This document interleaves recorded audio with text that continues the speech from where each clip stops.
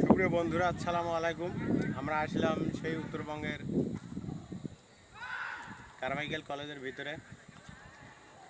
আমাদের যে ভাই ছাত্র আন্দোলনে শহীদ হয়েছে, ভাই আবু সাইদ হলের পাশাপাশি আমরা এখন আছি।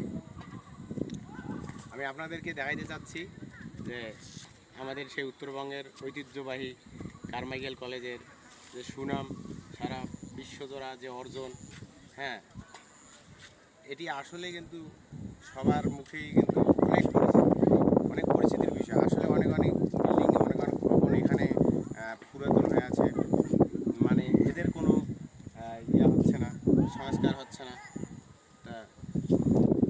তবে জায়গা খুবই নিরিবিলি জায়গা, খুব সুন্দর শান্ত জায়গা।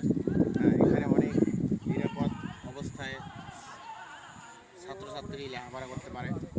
আমি এই জন্য আপনাদের সামনে আসলাম।